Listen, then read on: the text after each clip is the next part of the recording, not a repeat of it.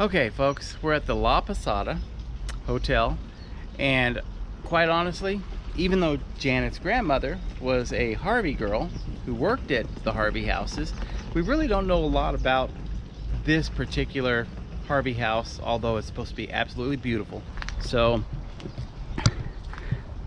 the Harvey houses are kind of a Route 66 tradition, in that Route 66 through a lot of its travel kind of follows the old Santa Fe Railroad train tracks.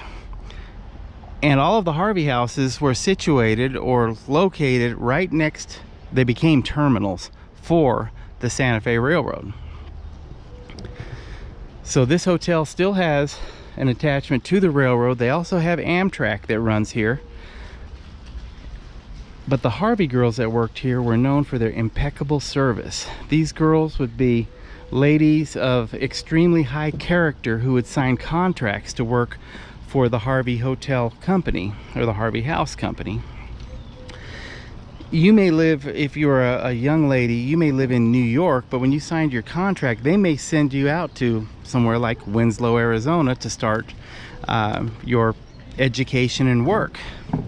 You would usually sign a contract that was anywhere from 1 to 5 years, where you would basically live in the hotel in a section that was basically a dormitory. You had curfew, you weren't allowed to date, you weren't allowed to fraternize. You signed a contract to work. And these ladies had incredible skills at being waitresses, cooks, cleaning girls. I mean, they were just fantastic, and they became known as the Harvey girls. These girls were kept in high moral codes. They were considered a very important part of society. So let's go in and check this place out. Here we go. La Posada Hotel, 1930. The La Posada was the last of the great Harvey Santa Fe Railway hotels. This is the masterpiece of Mary Jane Coulter, considered by many to be the greatest of all Southwestern architects. And I have heard it is beautiful.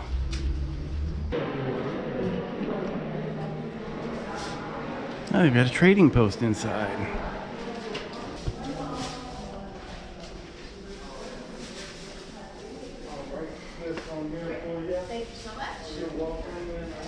And this home, or this hotel, excuse me, is approximately, what, 91 years old?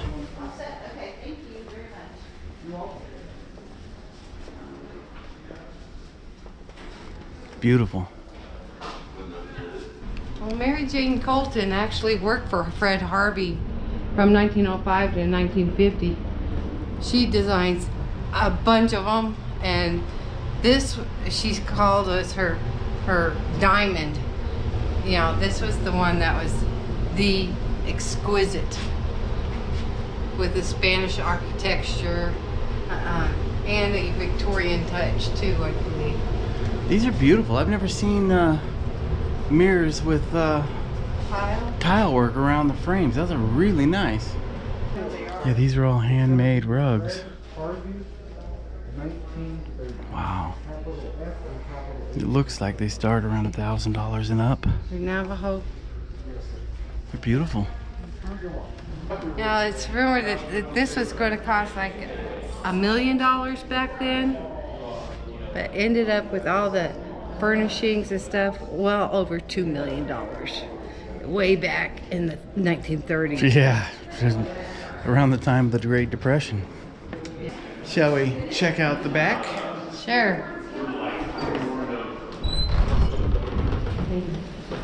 Look at this. Wow. Oh wow, yeah. Here's the train tracks of the Santa Fe. It's amazing. They were going to demolish this several times. In 1994, they said, okay, it's going. They're done with it. They're going to demolish it. 1959, 1960, they pretty much auctioned off most of the furnishings, and the place is abandoned. Well, Alan and Tina took them like over 3 years to get them to change their minds, and they took it over, and they had an investor. I don't remember the other guy that helped to invest, but it's been a work in progress. They got it. They got the property. They opened the gift shop, you know, just to have some kind of income, and started to redo the hotel rooms in order to get some kind of income coming in. But what an amazing accomplishment that is. I mean, I've got goosebumps. They would bring the ice and the produce and the fresh meats and everything on the trains to deliver to the Harvey house along with passengers. So whenever a train would stop here to unload or to load people up, they would usually have like an hour layover, so you had an hour to go in and get a meal. And a lot of times there would be 250, 300 people would get off of a train, and they would have 1 hour to eat, and they would be able to come inside of the Harvey house and have a truly 5-star meal, serving that many people in an hour to an hour and a half or less, and get the people back on the trains. That's amazing for that time period. You couldn't find that kind of service in any of the towns along the railway except at the Harvey house. Look at that corridor. Isn't that nice? You can sit out here in the mornings. Right now outside it's about 92 degrees here. And here on the patio it feels like it's in the high 70s, low 80s. Yep, this is the Watt Museum here at the La Posada. I know that plate. Really?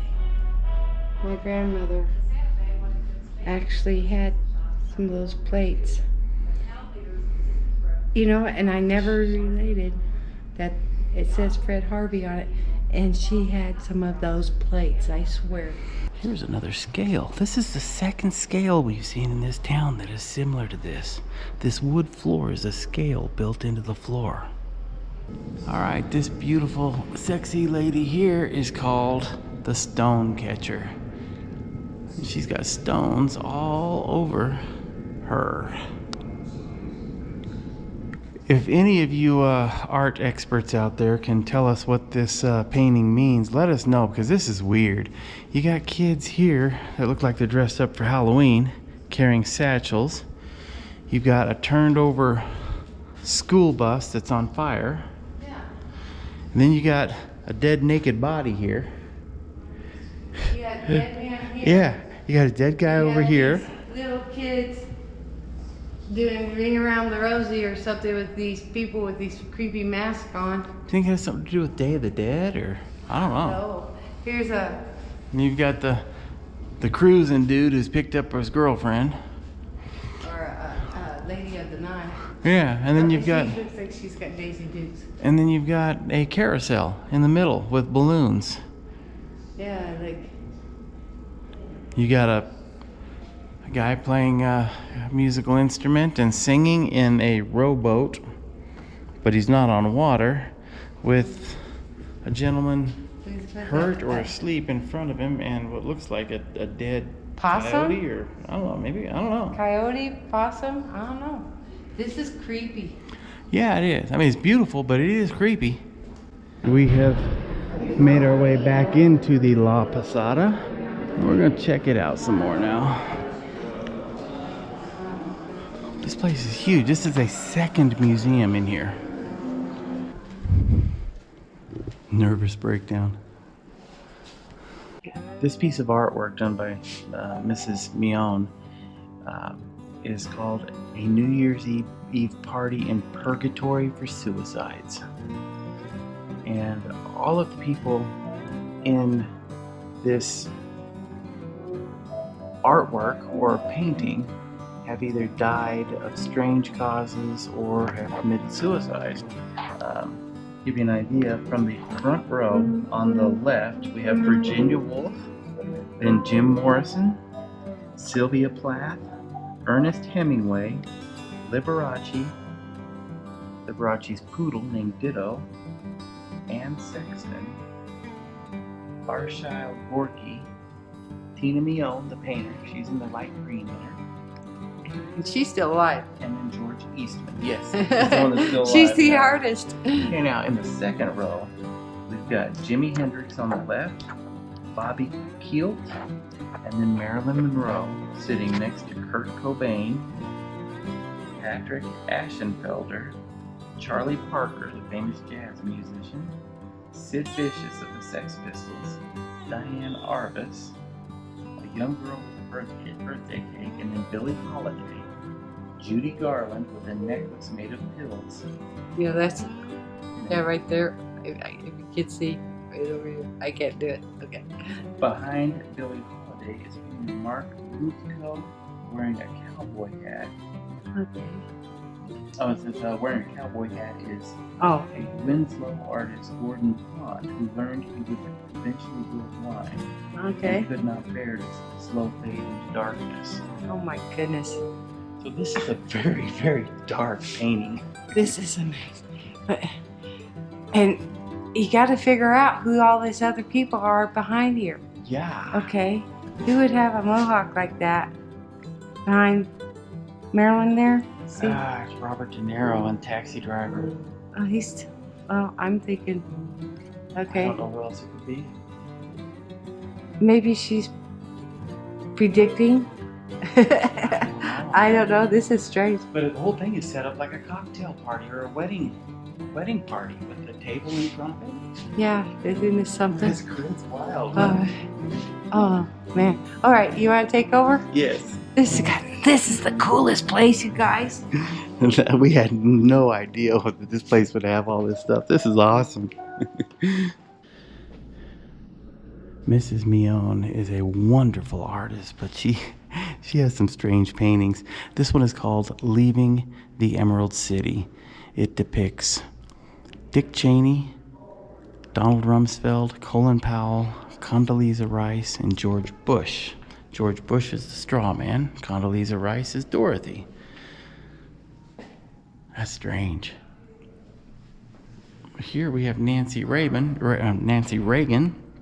This is called Eyes Only for You. It has Ronald Reagan as her pupils.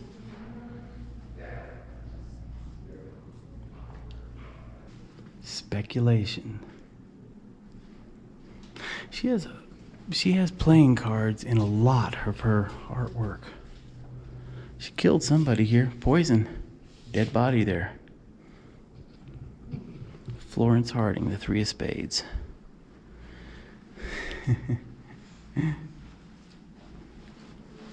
Peanut Farmers. Rosalind Carter and Jimmy Carter. She's got the 9 of spades in her pocket. Like Janet said, all of her paintings mean something. You just have to figure them out. Here's Jacqueline Kennedy. Stop action reaction. The King of Hearts is JFK. We have Martha Washington, the Ace of Hearts. This one here's got Hillary Clinton. It's called Fishbowl. I'll let you guys figure out what that's supposed to mean. I don't know, some scuba dude here, or scuba lady. I don't know who knows on that one. That's strange. Oh, here's the Emilio Estevez room, number 241. So Emilio stayed in this room. He's got the perfect room here. The Bill Engvall room. And you know what? Here's his sign. Oh, a legend. The Jackson Brown room, number 242. He wrote Take It Easy. That's her. That's Tina. Oh, it's a self-portrait. What's it called? Pinata. 2010. Well, her pinata is a lot like Janet's purse. It has a lot of the same items in it. It's kind of gross in some parts, though. I don't know. Yeah, there are some disturbing images there, including her arm laying on the ground. Yeah. You know, she's a wonderful artist. I just wish I could figure out her artwork. This piece of art is called Wilson's Wives, and it's Woodrow Wilson. He had 2 wives during his 2 terms as president, and obviously, he cut her out. That was Ellen. She's down at the bottom now. Here's the Gary Cooper room, number 231. Ah, the Howard Hughes room. He stayed here in 225. Ah, the King of Hollywood, Clark Gable's room, number 227. This place is amazing. Look at this courtyard they have here, Jan. Isn't that lovely? Yeah, let's go and see it.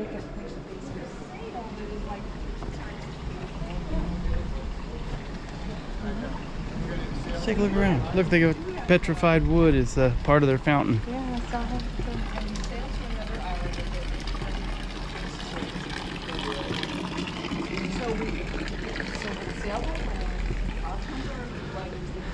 You know, I'm not joking. This may be one of the top 2 or 3 hotels I've ever been in.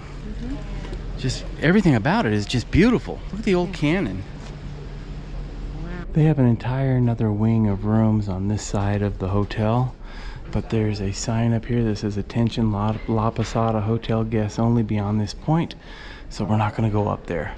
But if it's anything like the last wing, it's got to be fascinating.